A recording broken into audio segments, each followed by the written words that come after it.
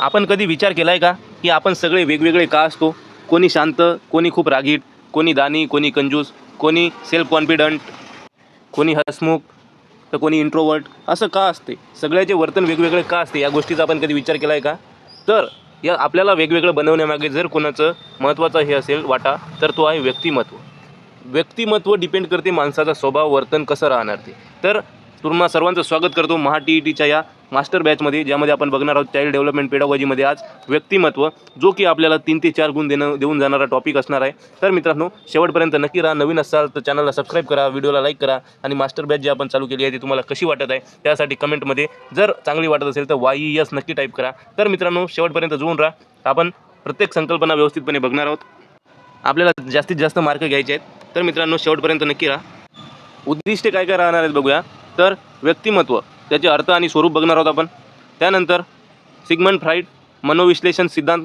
त्यानंतर Erik Erikson सामाजिक विकास आणि TET परीक्षेसाठी महत्त्वाचे प्रश्न आपण शेवटी बघणार आहोत. तर मित्रांनो, तुम्हाला उत्तर द्यायचे आहे त्या प्रश्नाचे, तर तुम्ही शेवटपर्यंत टॉपिक समजून घ्या आणि त्यानंतरच उत्तर द्या. तर मित्रांनो, व्यक्तिमत्व म्हणजे काय? तर व्यक्तिमत्व म्हणजे व्यक्तीच्या विचार, भावना आणि वर्तन या तिघांचे जे परिणाम असतात त्याला मित्रांनो एकत्र आलेले परिणाम त्याला व्यक्तिमत्व म्हणतात. तर मित्रांनो, केवळ बाह्य रूप नव्हे तर विचार, भावना आणि वर्तन यांचा एकत्रित प्रभाव म्हणजे व्यक्तिमत्व होय. GW ॲल्पोर्ट व्यक्तीच्या मनोशारीरिक यंत्रणेची गतिशील संघटना जी तिचे पर्यावरणाशी जुळवून घेणे ठरवते. तर मित्रांनो, व्यक्तीचा जो व्यक्तिमत्व असतो तो बाहेरील पर्यावरणाशी जुळवून घेण्याची एक गतिशील संघटना आहे मनोशारीरिक यंत्रणेची. वॉटसन म्हणतात, व्यक्तीच्या वागणुकीचा एकूण गोषवारा म्हणजे व्यक्तिमत्व आहे. व्यक्ती जसा वागेल एकूण त्याचा गोषवारा जे असणार आहे ते म्हणजे व्यक्तिमत्व असणार आहे. तर व्यक्तिमत्वाचे घटक कोणकोणते आहेत?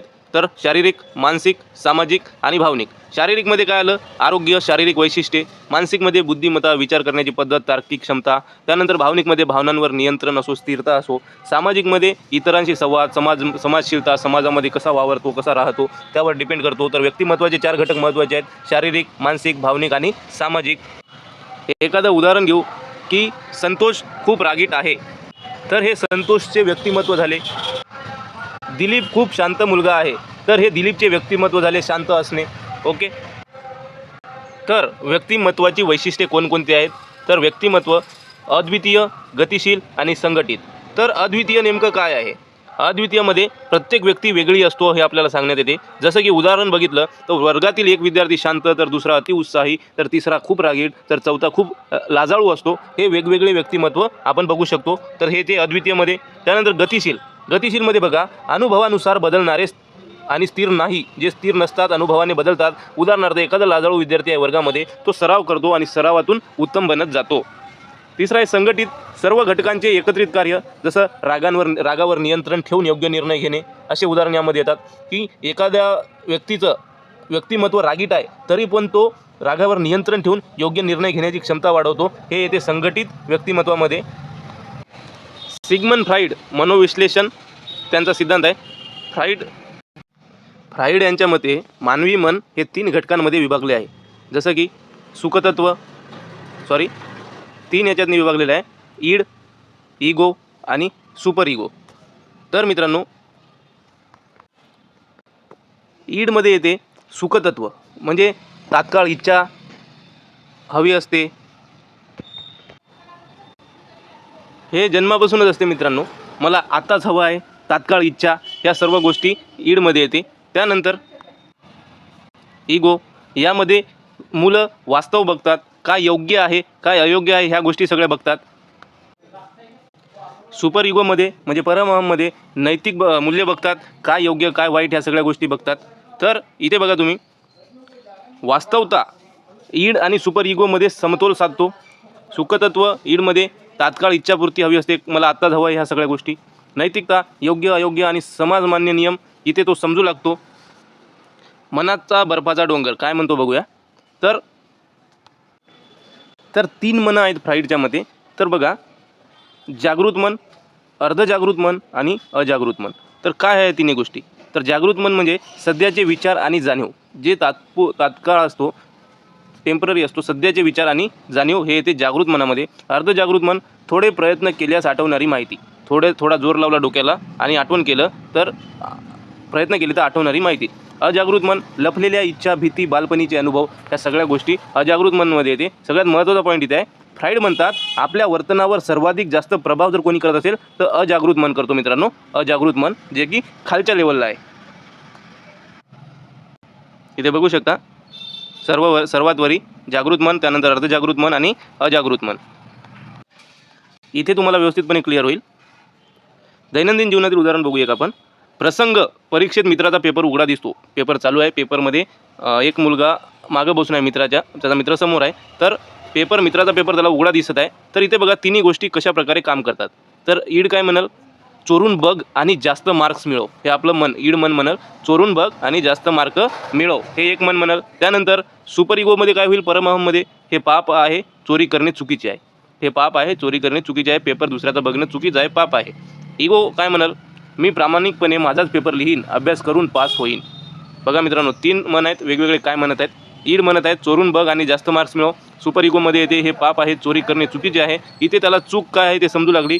पण इगोमध्ये मी प्रामाणिकपणे माझाच पेपर लिहीन, अभ्यास करून पास होईल, या सगळ्या गोष्टी येतात. तुम्हाला क्लिअर होत असेल ना. पुढे जाऊया.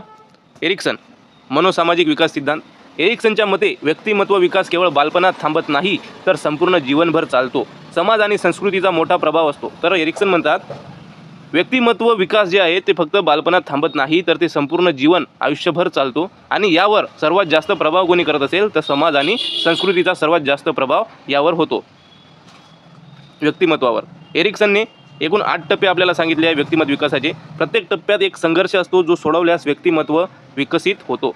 तर एरिक्सन म्हणतात की 8 टप्पे आहेत एकूण व्यक्तिमत्व विकासाचे, ज्यामध्ये प्रत्येक टप्प्यात संघर्ष असतो आणि ते संघर्ष जर सोडवले तर मित्रांनो व्यक्तिमत्व विकास खूप चांगल्या प्रकारे होतो. तुम्हाला समजत आहे ना.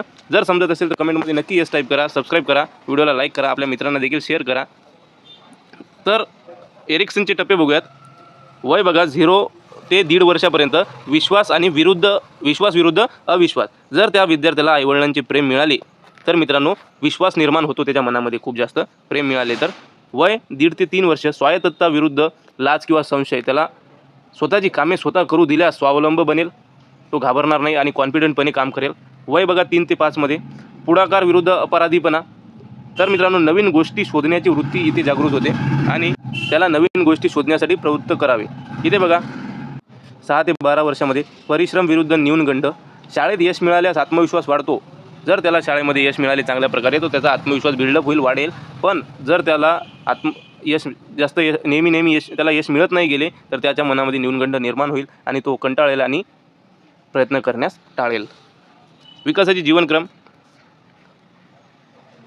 बालपण ते शालेय वय 1 ते 4 टप्पे आहेत. सर्वप्रथम त्याच्या ओळख विरुद्ध गोंधळ, त्यानंतर जवळीक विरुद्ध एकाकीपणा, उत्पादकता विरुद्ध स्थिरता, साफल्य विरुद्ध निराशा. इथे बघा समजेल तुम्हाला. तुलना करूया फ्राईड आणि एरिक्सनची. तर फ्राईडचा सिद्धांत आहे सिद्धांतवादी आहे मनोविश्लेषण आणि एरिक्सन आहेत मनोसामाजिक सिद्धांत. मुख्य भर दिलेला आहे फ्राईडनी अजागृत मन आणि अंतर्गत भावनावर आणि एरिक्सन यांनी दिलेला आहे सामाजिक पर्यावरण आणि संस्कृतीवर. कालावधी बघा, फ्राईड व्यक्तिमत्व बालपणातच निश्चित होते असे म्हणतात, पण एरिक्सन म्हणतात की विकास जन्मभर चालतो. आणि मुख्य प्रेरणा फ्राईडच्या मते जैविक आणि कामवासना आणि एरिक्सनच्या मते सामाजिक संवाद आणि संकटे. TET परीक्षेच्या दृष्टीने महत्त्वाचे पॉईंट आहे, हे मिस करू नका. ईड, इगो, सुपर इगो हे फ्राईडच्या सिद्धांताचे मुख्य घटक आहेत. ईड सुखतत्वावर तर इगो वास्तवावर चालतो. ईडमध्ये सुखतत्व आहे तर इगो वास्तवतावर आहे मित्रांनो. फ्राईडच्या मते अजागृत मन अनकॉन्शियस माइंड मानवी वर्तनावर सर्वात जास्त प्रभाव टाकतो. एरिक्सनचा सिद्धांत 8 टप्प्याचा आहे आणि तो जीवनभर चालणाऱ्या विकासावर भर देतो. शाळकरी मुलांमध्ये 6 ते 12 वर्ष एरिक्सनचा परिश्रम विरुद्ध न्यूनगंड हा टप्पा असतो. शिक्षकांनी मुलांना प्रोत्साहन देणे येथे महत्त्वाचे आहे. वयवर्ष 6 ते 12 मध्ये. प्रश्न बघूया आपण जे शिकलो त्यावर तुम्ही उत्तर देण्याचा प्रयत्न करा. तुम्हाला काय वाटते, काय उत्तर बरोबर आहेत की चुकीचे आहेत हे बघा. फ्राईडच्या मते व्यक्तिमत्वाचा कोणता घटक वास्तवाशी जोडलेला असतो, तर आपण आताच बघितलं वास्तवाशी इगो जोडलेला असतो. त्यानंतर एरिक्सनच्या मते 6 ते 12 वर्ष वयोगटातील मुलांमध्ये कोणता संघर्ष दिसून येतो, आताच बघितले परिश्रम विरुद्ध न्यूनगंड. सराव प्रश्न भाग 2 बघा. खालीलपैकी कोणता व्यक्तिमत्वाचा घटक नाही, तर मित्रांनो व्यक्तिमत्वाचे घटक आपण बघितले शारीरिक, मानसिक, भावनिक, सामाजिक, पण आर्थिक आपण नाही बघितला, तर आर्थिक आपलं उत्तर राहणार आहे घटक नाही. मनाच्या बर्फाच्या डोंगरात सिद्धांताचा पाण्याखाली असलेला सर्वात मोठा भाग काय दर्शवतो, तर मित्रांनो आताच बघितलं सगळ्यात खाली जो आहे तो अजागृत मन दर्शवतो. प्रश्न क्रमांक 5 बघा. फ्राईड आणि एरिक्सन यांच्या सिद्धांतातील मुख्य फरक कोणता, तर मुख्य फरक आहे मित्रांनो, फ्राईड केवळ बालपणावर लक्ष केंद्रित करतो, तर एरिक्सन जीवनभर विकासावर भर देतो. मुख्य फरक आहे इथे बघा, महत्त्वाचं आहे. स्वरूप अद्वितीय, गतिशील आणि शारीरिक मानसिक घटकांचे संघटन आहे व्यक्तिमत्व म्हणजे. फ्राईड म्हणतात मनोविश्लेषण, इगो, सुपर इगो, अजागृत मनाचा सर्वाधिक प्रभाव. आणि एरिक्सन म्हणतात विकासाचे 8 टप्पे, संपूर्ण जीवनभर चालणारा विकास आणि सामाजिक प्रभाव. ह्या गोष्टी विसरू नका, आठवण ठेवा. मित्रांनो इथे आपण थांबूया. तर व्हिडिओ कसा वाटला नक्की सांगा.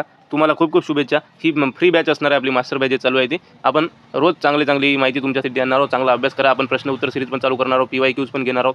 सगळं व्यवस्थितपणे आपण अभ्यास करून घेणार आहोत. तर मित्रांनो पेपरला वेळ आहे, तर आजपासूनच अभ्यास आपल्याला चांगल्या प्रकारे करायचा आहे. तर सोबत जुळून राहा, चांगला अभ्यास करूया आणि चांगले गुण घेऊया. Thank you so much.